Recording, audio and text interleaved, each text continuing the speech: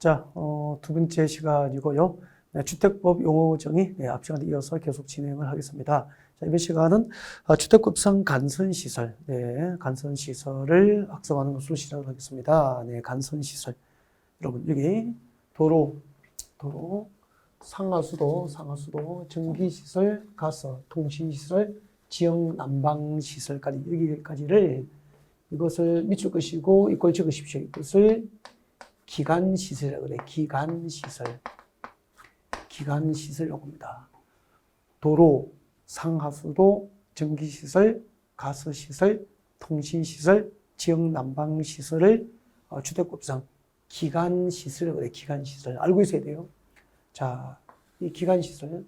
자, 등 주택단지 안의 기간시설을, 주택단지 안에는 이 기간시설을, 주택단지 밖에 있는 같은 종류의 기간시설에 연결시키는 시설을 간선시설이라고 그래요. 그래서 간선시설은 연결시설이에요. 단지 안에 있는 기간시설하고 단지 밖에 있는 같은 종류의 기간시설을 연결시켜주는 연결시설이다 라고 이해를 하시면 되죠.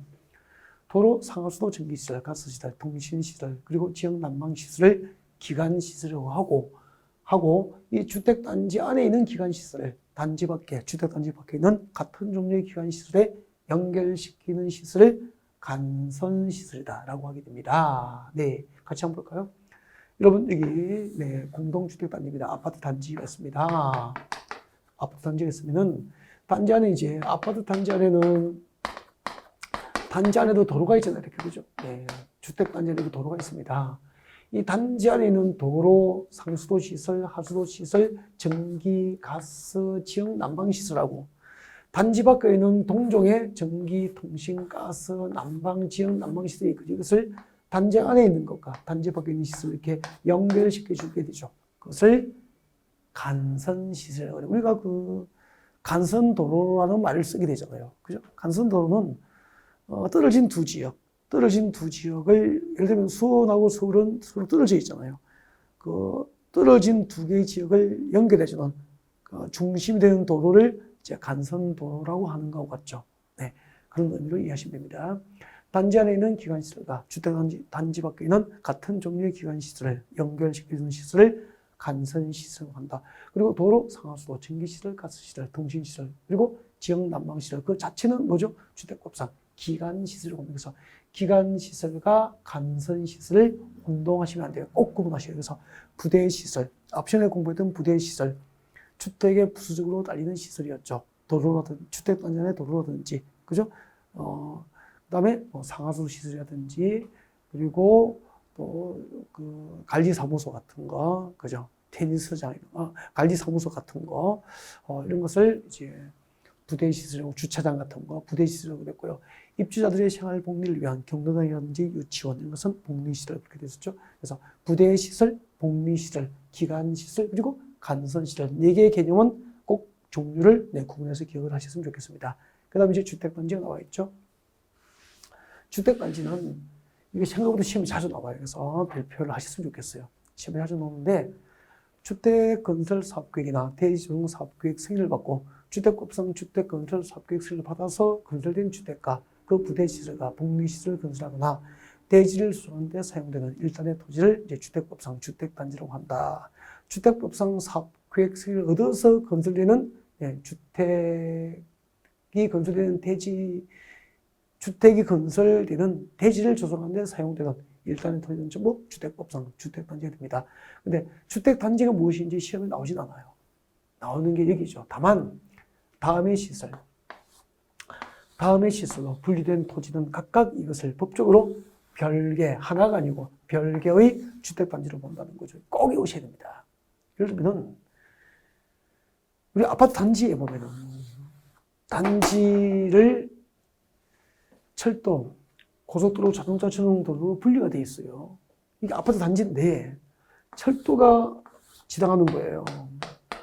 그럼 주택단지 A쪽하고 B쪽은 법적으로 별개의 단지로 보겠다는 거죠. 하나의 주택단지로 보지 않는다, 그런 뜻이에요. 당연한 거죠. 왜요? 아니, 공동주택 건설되면, 아파트가 건설되면 공동주택은 관리가 법에 의해서 이루어지게 되죠. 그래서 단지하면 관리사무소를 두게 되잖아요. 근데 관리사무소, 아파트를 관리하는 관리사무소, 경비원이라든지 전기과장, 시설과장 등이 철도를 건너다니면서 관리를 할 수가 없잖아요. 물리적으로. 그래서 아파트 단지, 주택 단지가 철도, 고속도로, 자동차 전용도로로 분리되면 그 자동차 전용도로, 철도, 고속도로 분리된 이 주택 단지는 법적으로 별개의 주택 단지를 모아서 각각 별도의 관리사무소, 관리 주체를 두어야 한다는 뜻이에요. 이해가 됐죠? 그러면 1번 안 외워도 상식이잖아요.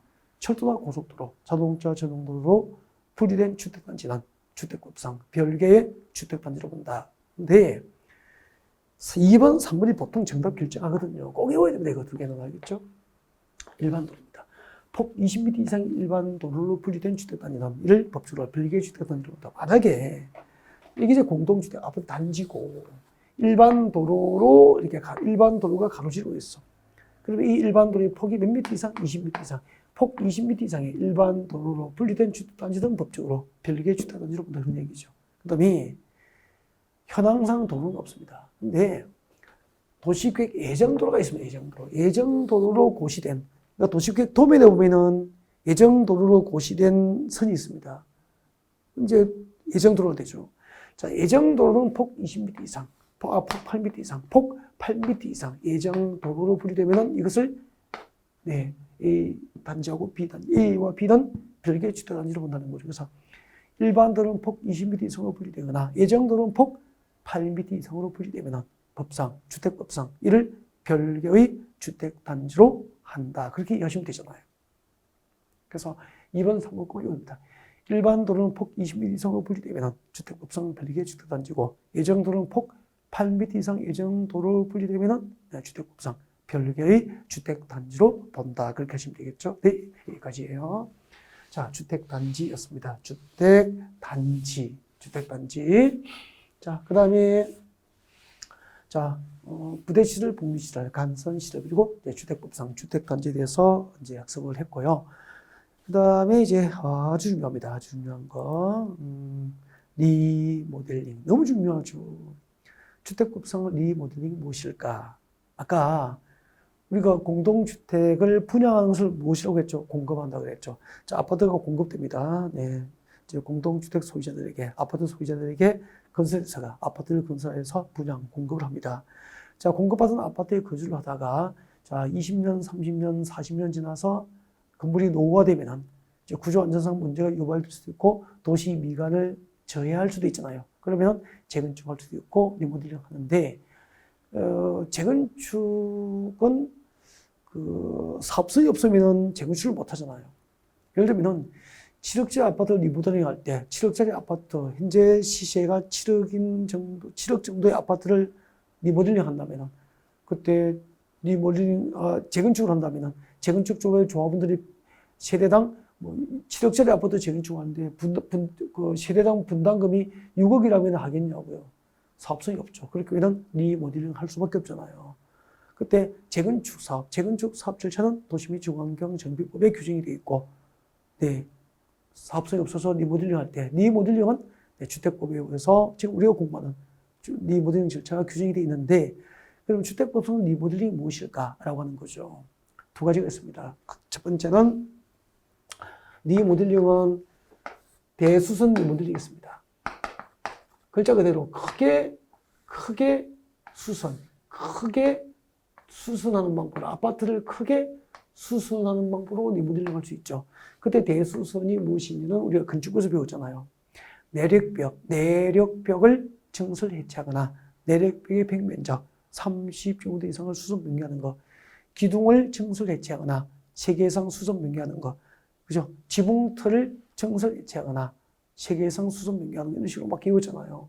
그 대수선하는 방법으로 아파트 리모델링을 할 수 있어요. 그래서 주택법상 리모델링에는 대수선 리모델링이 있다라고 외워야 되죠. 우리 공동주택 리모델링 할 때, 주택구에서 리모델링 할 때는 그 공동주택을, 아파트를 크게 수선하는 방법으로, 대수선하는 방법으로 리모델링하는 대수선 리모델링이 있고, 이 대수선 리모델링은 건축법상 사용승인을 받아서 건설된 공동주택이나 주택법상 사용 검사를 받고 입주한 공동주택이라면은 건축법상 사용 승인, 건축법상 준공검사를 사용 승인이라고 합니다. 그리고 주택법은 사용 검사라고 하는데 사용 승인 또는 사용 검사 후 10년 경과. 10년이 경과된 공동주택은 대수선 리모델링을 할 수 있게 돼요. 그러니까 입주하고 10년 지나면은 주택법에 따라서 크게 수선하는 방법으로, 즉 대수선의 방법으로 아파트 리모델링이 가능하다 그런 뜻이에요, 법적으로. 그 다음에 증축 리모델링이 있습니다. 증축 리모델링 과정에서 이제 증축이 이루어지는 거죠.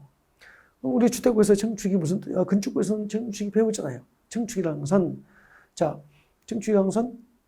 기존 건축물이 있는 대지에서, 그죠? 기존 건축물이 있는 대지에서 건축 면적, 연면적, 그리고 층수 또는 높이의 증가가 있는 것을 증축이라고 했잖아요.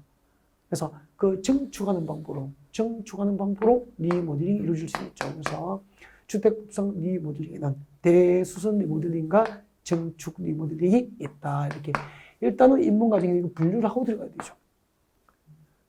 주택법상 리모델링이 무엇입니까? 네, 대수선 방법으로 리모델링 할 수 있고요. 증축하는 방법으로 리모델링 하는 방법이 있고, 그래서 리모델링은 대수선 리모델링과 증축 리모델링이 있습니다. 그렇게 하시면 되고요. 증축 리모델링은 두 가지, 증축 리모델링은 건축법상 사용 승인을 받았거나 주택법상 사용 검사 후 15년 경과, 15년이 경과하면은 증축하는 방법으로 리모델링 할 수 있고요.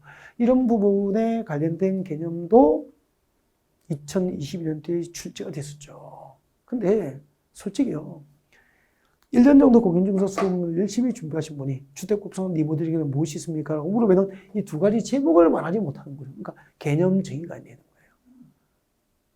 주택법상 리모델링이 무엇입니까? 라고 물으면 리모델링이 그냥 리모델링이라는 건 상식이잖아, 상식. 전문 지식으로 말하지 못하는 거죠. 입주하고 10년 경과된 아파트는 대수선 방법으로 리모델링 할 수 있고, 입주하고 15년이 경과된 아파트는 증축하는 방법으로 리모델링 할 수 있습니다. 이렇게 말할 수 있어야 된다는 거죠. 네. 우리 아이들은 엄마, 아빠라는 단어를 말하기 위해서 수백 번, 수천 번을 반복해서 연습을 하고 엄마, 아빠를 이제 말할 수 있게 되잖아요, 단어를. 이제 나이가 들면 들수록 이제 반복을 싫어하죠. 그죠? 이해되면은 거기에 또 넘어가 버리잖아요. 그죠? 그래서 우리는 반복하지 않는 게 우리 성인들의 가장 큰 단점이라는 거죠, 학습에서. 반복하지 않으니까, 네, 개념 정의가 안 되는 거예요. 일단은, 그 다음에 이제 증축 리모델링은 또 두 가지가 있어요, 증축 리모델링. 기존 시대수 100분의 15%잖아요. 기존 시대수 100분의 15 범위에서 주거 전용 면적을 증축하는 방법으로 리모델링 할 수 있죠. 기존 시대수 100분의 15 범위 내에서 주거 전용 면적을 30% 이하까지, 주거전용 면적을 30% 이하까지 증축하는 방법으로 리모델링 할 수 있어요. 기존 시대에서 100분의 15 범위 내에서라고 했으니까 100세대당 15, 기존 시대수 100분의 15 범위 안에서, 죄송합니다. 자, 주거전용 면적을 사용 승인 또는 사용 검사 후 주거전용 면적을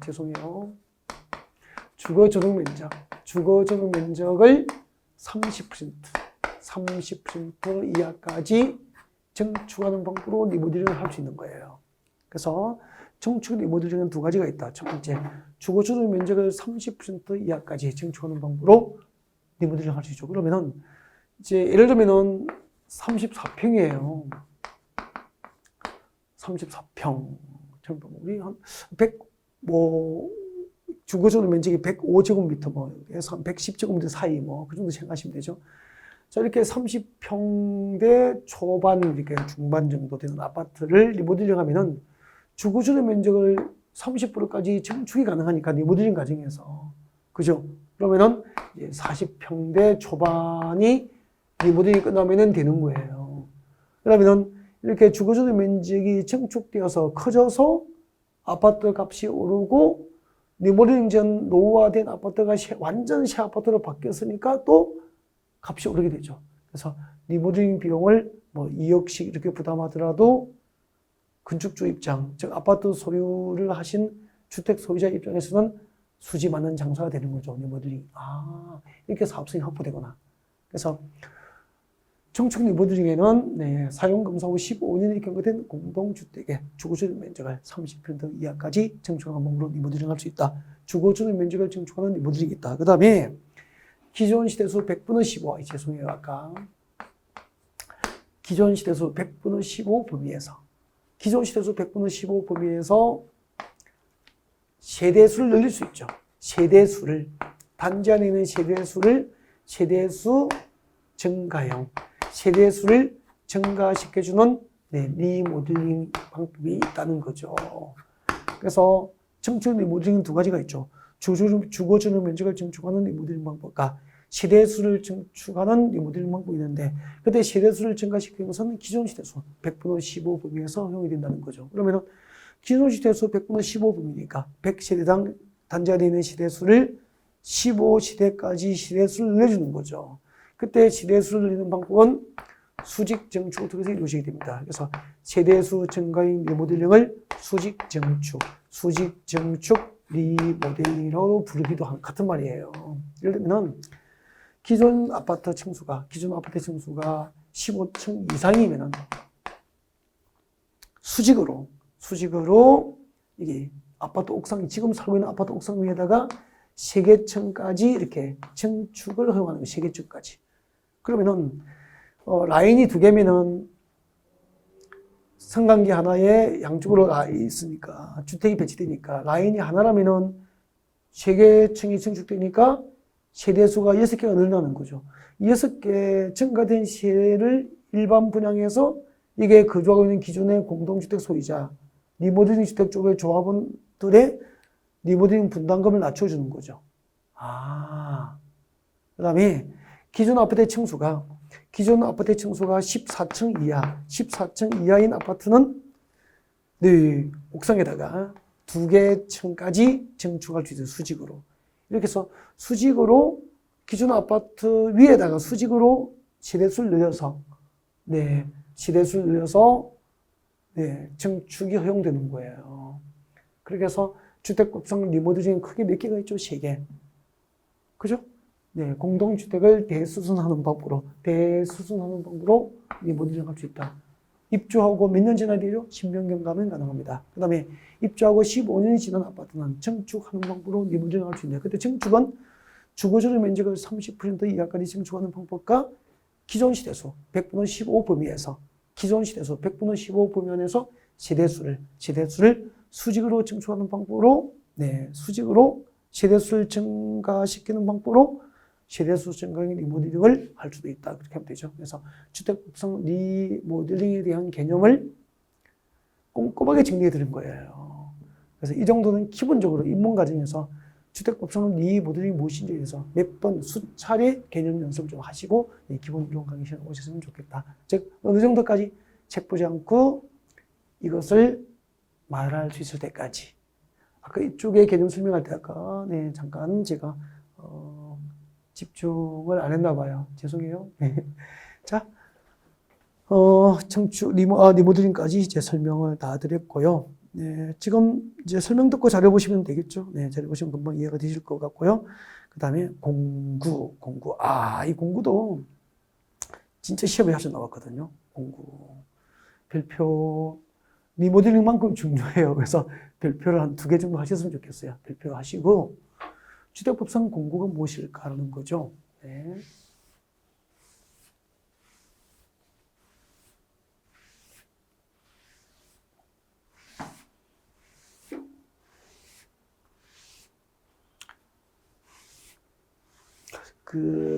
공구를 넘어가기 전에, 앞으로 그리고 배우게 될 내용이 있는데 좀 어렵죠. 어려운데 잠깐 이거 입문 과정이 아니면 이런 얘기를 좀 시간에 구애받지 않고 해드리기가 쉽지 않거든요. 그래서 잠깐 좀 보겠습니다. 여러분 봐주세요. 아파트 공동주택단지입니다. 네. 공동주택단지, 아파트 단지예요. 네. 이 아파트를 이제 입주하고 20년 이상 30년 이하 범위에서 각 시도 조례로 정하는 기간을 지나고 이제 공동주택 아파트가 노후화되면은 그리고 구조 안전성 문제가 생기면은 재건축할 수 있거든요. 재건축할 수 있죠. 재건축을 할 수 있죠. 재건축은 공익 사업입니까? 조합원의 이익을 위해서 하는 겁니까? 그렇죠. 재건축은 여러분 아파트 재건축하는 게 서울시의 공공의 이익을 위해서 하는 게 아니고 재건축 조합의 조합원의 이익을 위해서 하는 거잖아요. 그래서 민간 개발 방식으로 합니다. 즉 아파트를 소유하고 있는 구분 소유자들이 이제 조합이 되고요. 그들이 조합을 만들죠. 조합을 만들어서 그 재건축 조합이 이제 재건축 사업을 주도를 하게 돼요. 그래서 재건축은 누가 하죠? 조합이 합니다. 재건축 조합이 합니다. 이게 이제 10중 8구예요. 10중 8구. 그리고 재건축은 사업성이 없기 때문에 이 공동주택을 지금 주택구 리모델링 하잖아요. 리모델링을 하죠. 리모델링을 하면은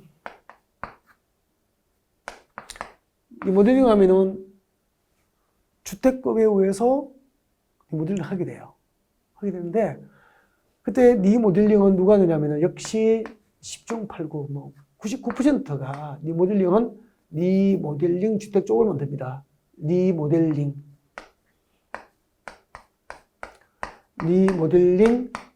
주택 조합을 설립을 해서 리모델링 주택 조합을 설립해서 아파트 리모델링을 하게 돼요. 네. 그럼 이제 리모델링 주택 조합은 누가 만드냐면은 공동주택 소유자, 리모델링 대상인 공동주택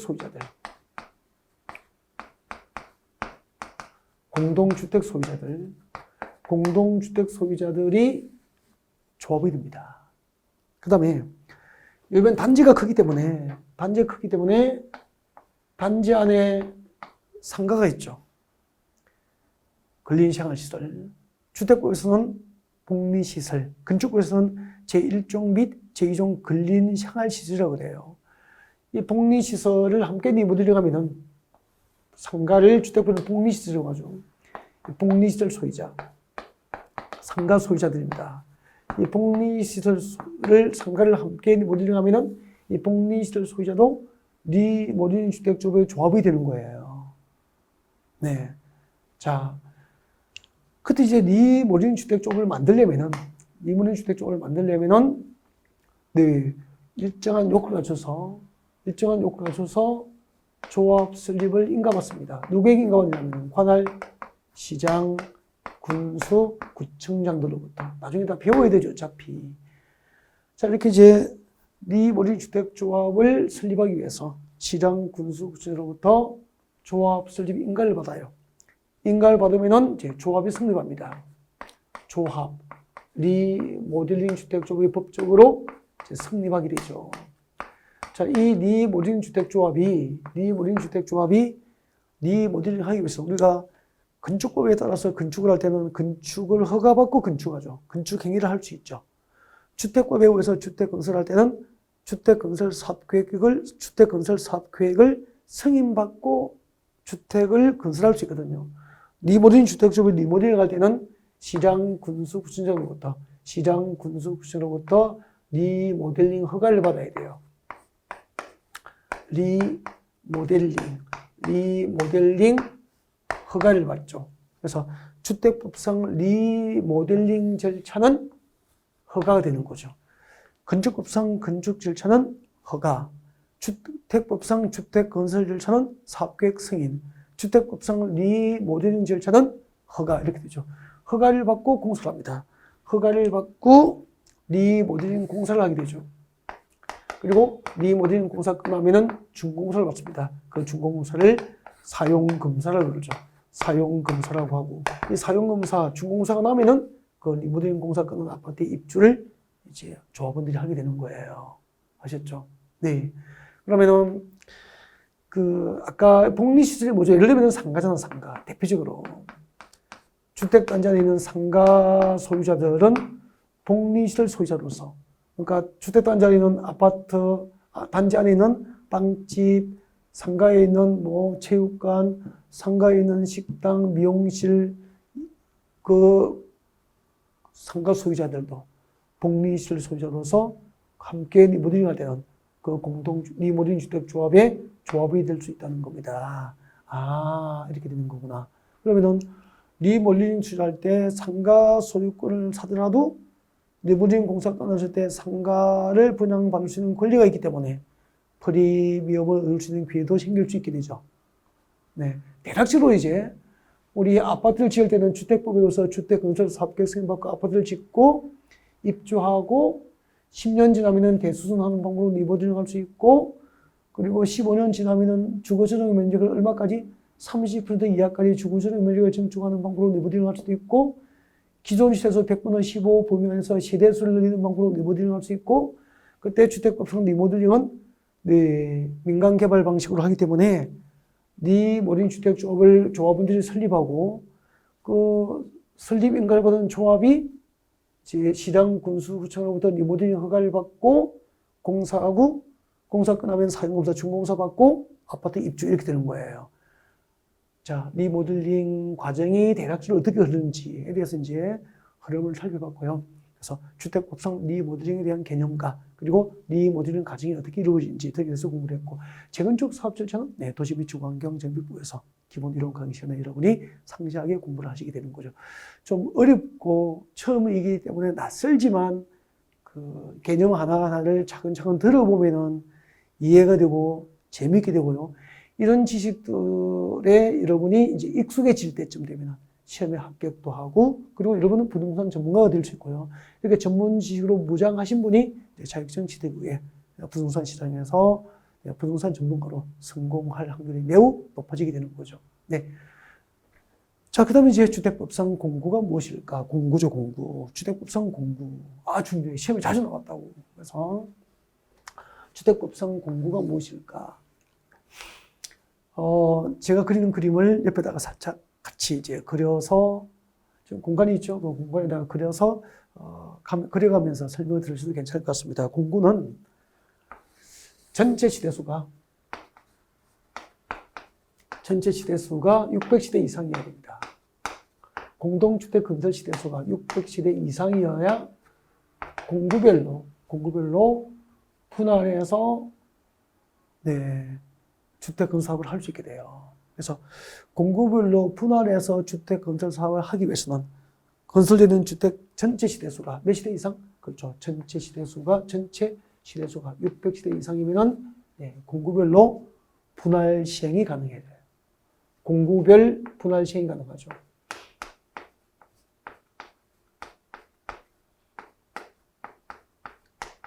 공구별로 분할해서 네, 주택 사업을 시행할 수 있다. 공구별 분할 시행이 가능하다는 거죠.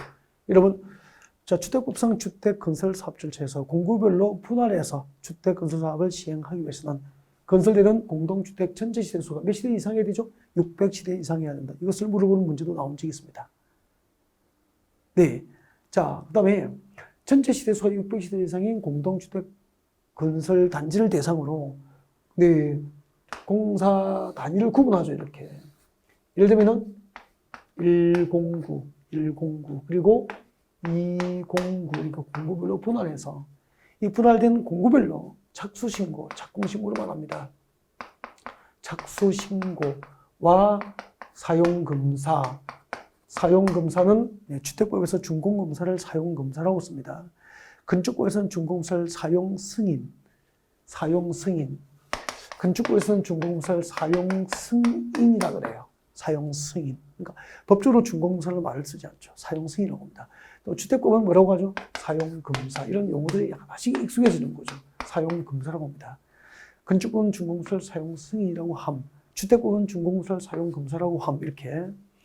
자, 이렇게 전체 시대수가 600시대 이상인 주택단지를 대상으로 네, 공구를 구분하고 공구별로 착수신고와 사용검사 절차를 각각 이쪽에도 착수신고를 각각이니까 별도로 해야 되죠. 착수신고와 그리고 사용검사 절차를 이 두 가지 착수신고와 사용검사 절차를 각각 별도로 수행할 수 있도록 구분된 공사 단위를 공구라고 하는 거죠. 그래서 공구에 대한 개념을 정의할 때 꼭 넣어야 되는 단어가 이거예요. 착공신고 및 사용검사 절차를 별도로 수행할 수 있는 구역 단위를 공구라고 하는 거죠. 그래서 누군가 공구가 무엇입니까? 물으면 이렇게 대답하십시오. 공동주택 건설할 때 전체 시대수가 600시대 이상일 경우에는 착공신고와 사용검사 절차를 별도로 각각 수행할 수 있도록 구분된 단위를 공구라고 한다. 착수신고와 사용검사 절차를 별도로 수행할 수 있도록 구분된 단위를 공구라고 한다. 착수신고와 사용검사 절차를 별도로 수행할 수 있도록 구분된 단위를 공구라고 한다. 이 말하는 연습을 못하니까 진짜 1년 동안 공부하는 공부가 무엇입니까? 그럼 늘 중얼중얼. 이 단어 두 개를 넣지 않고 대답을 하면 시험에서 정답을 찾아가기 힘들어진다는 거죠. 그래서 입문과정의 정확한 개념을 이해하고 개념 연습을 좀 하시라는 거죠. 언제까지? 책 보지 않고 말할 수 있을 때까지. 읽어보겠습니다. 하나의 주택단지에서 다음 구분에 따라서 다음에서 정하는 동그라미 1번과 2번에서 정하는 기준에 따라서 두 개의 선으로 구분되는 1단의 구역으로 착공신고부터 미칠 것이어야 되죠. 착공신고 및 여러분 교재에 미칠 것이죠. 착공신고 및 사용검사를 별도로 수행할 수 있는 구역 단위를 공구라고 한다. 공구별로 분할 시행을 하기 위해서는 공동주택 전체 시대수가 600시대 이상이어야 되고 그리고 공구별 공동주택 건설 시대수는 각각 300시대 이상이어야 됩니다. 300시대 이상. 각각 300시대 이상일 것. 이것도 나온 적이 있죠. 공구별로 분할 시행할 때 공구별 공동주택 건설 시대에서는 최소 각각 몇 시대 이상일 것? 300시대 이상일 것. 전체 시대수는 600시대 이상이어야 분할 시행이 가능하고 분할된 공구별 공동주택 건설 시대수는 600시대가 아니고 몇 시대? 300시대. 그러니까 분할된 공구별 공동주택 건설 시대수는 최소 300시대 이상이 되니까 각각 전체 시대수는 그렇죠. 600시대 이상이 되어야 공구별로 분할 시행이 가능하게 되는 거죠.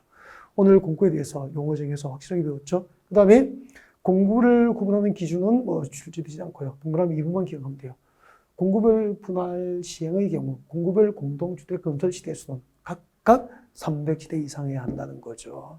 그래서 전체 시대수는 600시대 이상이어야 공구별로 분할 시행이 가능하다 그런 얘기죠. 이해가 됐죠? 네. 자, 우리 주택법상 리모델링하고 그리고 주택법상 공구에 대해서 이제 설명을 듣고 계시는 겁니다. 네.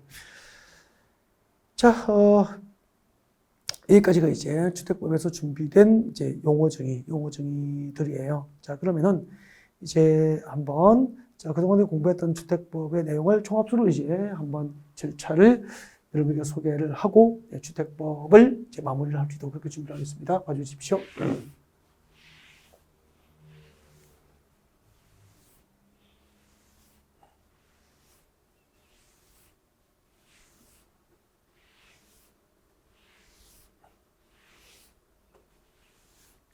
자, 부동산공법은 토지공법하고 건물공법으로 구성이 되어 있습니다라고 했고요. 그때 이제 건축물을 대상으로 하는 건물공법, 건물을 대상으로 하는 법은 이제 저희들이 공부에서 공부하는 법이 이제 두 개가 있죠. 건축법하고 주택법이 있습니다라고 했습니다. 건축법하고 그리고 주택법이 있습니다라고 이제 배운 거죠, 지금까지. 그때 이제 건축법상 용어 정의와 주택법상 용어와 관련된 내용을 저희들이 학습을 하신 거예요. 네. 자, 그러면 이제 건축물을 대상으로 하는 법 중에서 기본법이 건축법이고, 건축법에 대한 이해가 완성되면 이제 그 건축법상 용도 분류에서, 건축법상 건축의 용도 분류, 건축의 종류별로 용도 분류, 몇 가지로 분류되죠? 건축법상 건축의 용도는 용도별 건축의 종류는 몇 개? 29개. 그렇죠. 용도 분류는 29개가 있습니다. 지난주에 배웠죠? 29개의 용도가 있죠. 단독주택부터 공동주택, 제1종 권리생활시설, 제2종 권리생활시설, 문화및 집회시설 이렇게 쭉 나갑니다. 마지막에 야영장시설까지 29개의 용도로 분류됩니다. 그 29개의 용도 분류된 것 중에서 단독주택과 공동주택, 주택에 관한 법이 주택만 가지고 나와서 만든 법이 주택법이에요. 그러면 건축법을 기본법으로 해서 그 29개 중에서 건축법상 용도 분류된 주택 건축물 중에서 단독주택이나 공동주택에 관한 사항을 규정하기 위해서 무엇이 만들어진 거죠? 주택법이 만들어지게 된 거죠. 그래서 건축법의 하위 법률로서 주택법이 만들어지게 된 거고요. 근데 이제 주택법은 주택법은 세 가지 파트가 있었잖아요. 네 가지 파트 크게 용어 정의. 인문과정은 용어 정의 위주로 공부한 거죠. 방금 공부에 대해서 학습하신 거죠. 그죠? 용어 정의. 그 다음에 이제 주택 건설이죠. 주택의 건설. 아파트 짓는 거죠. 주택의 건설. 그리고 건설되는 아파트를 분양합니다. 무엇이라고 하죠? 공급된 아파트가 재건축에 대한 사업성이 없으면 리모델링 하게 됩니다. 공동주택의 리모델링. 이렇게 해서 주택법은 크게 용어 정의하고 건설 파트하고 공급 파트하고 리모델링 파트로 구성이 되어 있습니다라고 한 거죠. 그때 건축법에 의해서 집을 짓잖아요. 무슨 행위죠? 건축행위라고 하죠. 건축행위라고 하죠. 근데 건축행위에는 무엇이 있죠? 신축, 정축, 개축, 신축, 정축, 개축, 재축, 이전 등을 배운 거죠. 그때 건축법상 건축 절차, 건축부에서 건축을 하는 절차입니다. 건축법상 건축을 할 때는 건축법상 건축 절차는 뭐죠? 신축 행위를 할 때, 건축 행위를 할 때는 허가를 받아야 되죠, 허가. 그래서 건축법상 건축 절차는 허가다라고 기억하셔야 되죠. 그래서 용인 쪽에 땅 사서 단독주택 하나 지었어. 허가 받았어? 건축 허가를 받았어? 그렇게 하잖아요. 허가가 절차니까. 그죠? 그리고 그때 건축법상 건축허가 대상은 단독주택 몇 호라고 그랬죠? 30호. 단독주택 30호. 공동주택 30세대 미만의 집을 지으면 건축법의 적용을 받고 건축허가를 받고 집을 짓게 되는 거예요. 그때 허가 받고 건축법상 허가를 받아서 집을 지으면 무엇이라고 부르죠? 건축주라고 부르고요. 그 다음에 건축공사, 허가받은 건축공사 끝나면은 준공사를 받습니다. 그 준공사를 건축법은 뭐라고 하죠? 사용 승인. 그러니까 건축법에서는 준공검사를 말을 법에서 쓰지 않습니다. 사용 승인이라고 하는 거죠. 여러분 건축법에서는 준공사를 무엇이라고 합니까? 사용 승인이라고 하는 거죠. 그 다음에 주택법으로 왔습니다. 주택법에서는 주택을 집 짓는 것을 주택의 건설이라고 하죠. 주택 건설. 그때 주택법상 주택 건설 절차는 뭐죠? 주택 건설 사업 계획을 H건설이 서울시 강남구 대치동에 신규 아파트 건설 500세대를 하겠습니다. 몇 제곱미터 대지에 몇 세대의 아파트를 짓겠습니다. 라고 사업계획서 들고 서울시청에 가서 주택건설 사업계획서를 가지고 가서 서울시장부터 사업계획을 승인받아요. 그 사업계획대로 강남구 대치동에 몇 세대의 아파트 건설을 해도 좋다고 승인해주면은 이제 대지를 조성하고 거기다가 아파트를 건설하게 되는 거죠. 그때 주택법상 사업계획 승인을 받아서 그래서 주택법상 주택건설 절차, 주택법상 주택건설 절차는 승인, 건축법상 건축 절차는 허가 이렇게 구분하셔야 되는 거죠. 그 다음에 그때 이제 주택법에 의해서 사업계획 승인을 받고 집을 지어야 할 대상, 주택법상 사업계획 승인을 받아서 집을 지어야 할 대상은 단독주택 30호, 공동주택 30세대, 30세대 이상이죠.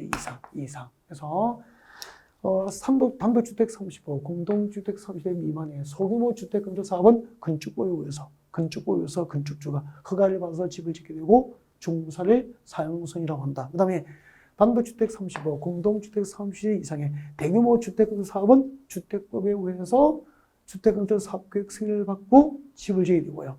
사업계획 승인 받고 집을 지으면 이를 뭐라고 하죠? 건축주로 부르지 않고 사업 주체라고 배운 거죠. 그래서 나중에 이제 주택법에서 집을 지을 수 있는 주택법상 사업주체 누가 될 수 있는지를 나중에 배우게 됩니다. 네, 주택법상 주택건설 사업주체 따로 배워요. 네, 예를 들면은 국가지방자치단체, 한국토지대공사, 지방공사도 주택건설 사업주체에 들 수 있고요. 주택법에 들어가서. 그 다음에 개인과 민간건설에서는 등록이 됩니다. 등록 사업자도 될 수 있고요. 이런 식으로 배우죠. 네, 그때 주택조합도 주택건설 사업주체에 들 수 있죠. 주택조합도 주택건설 사업주체에 들 수 있는 것을 나중에 이제 사업주체를 별도로 기본 이론 시간에 여기서 들어가서 배우게 되는 거예요. 그 다음에 그 사업주체가 주택건설 사업을 하고 사업계획 승인 받고 주택건설 사업을 하고 사업이 완료돼서 사업이 완료되면 뭘 받죠? 준공검사를 받게 되죠. 그 준공검사를 주택법에서 무엇이라고 합니까? 사용검사라고 부르는 거예요. 아, 이렇게 되는 거구나. 이제 건축법과 주택법의 차이를 대략적으로 아시겠죠? 그리고 건축법에서 건축이 이루어지는 과정, 주택법에서 주택이 이루어지는 과정, 일단은 여러분 보신 거죠. 네. 건축법하고 주택법을 이제 비교 학습을 해보신 거예요. 해보셨고, 그 다음에 이제 조금 더 들어가 보면은 이제 사업계획 승인을 받아야 할 대상이잖아요. 사업계획 승인을 받아야 할 대상. 단독주택 30호, 공동주택 30세 이상의 주택 건설할 때는 이제 사업계획 승인을 받아야 되는데 누구로부터 사업계획 승인을 받아야 될까? 사업계획 승인권자. 누구에게 주택건설 사업계획 승인을 받아야 될까? 이런 것들을 배우게 되고요. 그 다음에 또 건축법에서는 건축법상 건축은 허가를 받아야 되죠. 누구로부터 허가를 받아야 될까? 건축법상 건축허가권자, 건축허가권자 이런 것을 이제 이럴 때 배우게 되죠. 네, 시간적 여유가 있으니까 소개를 하면은 건축법상 건축허가를 누구에게 받아야 될까요? 자, 건축허가는 세종특별자치시장 특시, 제주특별자치도지사 특도, 그리고 시장, 군수, 구청장이 건축법상 건축허가권자 되는 게 원칙이에요. 네. 특별시, 자치시장, 특별자치도지사, 그리고 시장, 군수로부터 건축허가 받는 게 원칙인데, 그러면은 구청장이 허가를 하는 시가 어디죠? 특별시, 광역시예요. 특별시, 광역시예요. 그러면은 서울특별시하고 6대 광역시에서는 관할 구청장이 건축허가권을 행사하게 돼요. 그래서 서울특별시 강남구에서 건축주가 건축을 할 때는 강남구청장으로부터 건축을 받아야 된다는 거고요.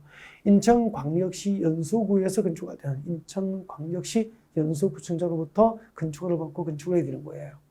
단 서울에서 특별시 광역시에서 층수가 21층 이상 고층이죠. 그리고 연면적 합계가 10만 제곱미터 이상, 층수가 21층 이상이거나 연면적 합계가 10만 제곱미터 이상인 대규모 건축물을 특별시 광역시에서 건축을 할 때는 특별시장, 광역시장으로부터 허가를 받게 합니다. 예외죠, 예외.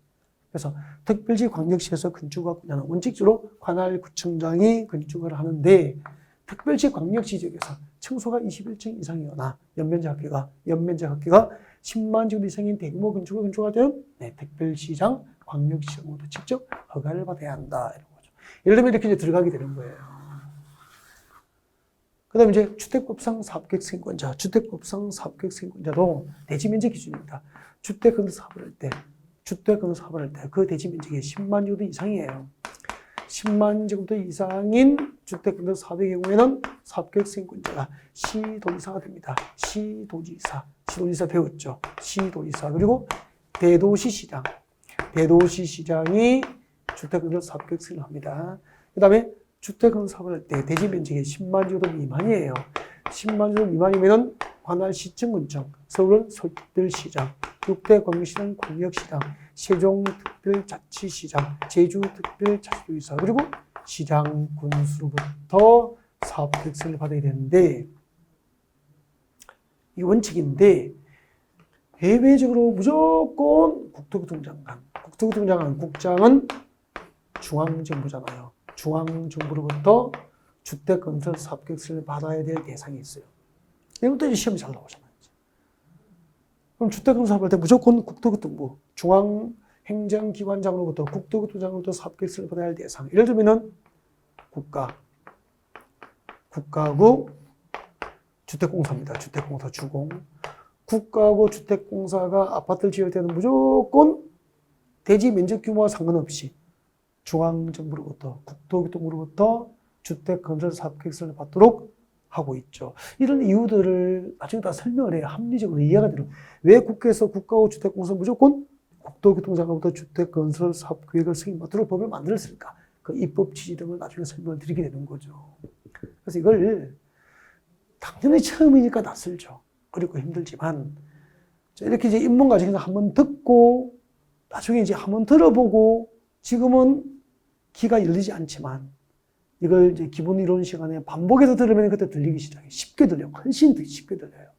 그래서 첫수에 배부를 수 없잖아요. 처음에는 들리는 것만 듣자.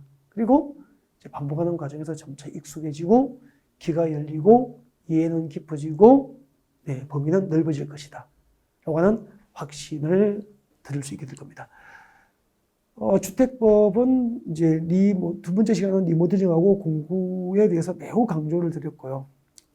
첫 시간은 주로 이제 주택에 대한 개념이죠. 토지 임대부 분양주택, 도시형 생활주택, 공동주택, 단독주택, 민영주택, 그리고 국민주택 등 개념. 지금까지 해드린 용어 중에서 매년 2문제 정도 출제된 거 알고 계시죠? 진짜 중요한 거죠. 7문제 중에서 입문 과정에서 벌써 2문제를 완벽하게 마스터했고, 그리고 이제 건물공법의 기본이 되는 건축법하고, 그리고 그 하위 법률인 주택법의 차이점을 이제 부각시켜서 여러분에게 알려드리는 방법으로 입문 과정을 준비해봤습니다. 자, 이제 마지막 2시간은 여러분이 가장 좋아하는 농지법. 농담이고요. 농지법으로 준비를 해보겠습니다. 네.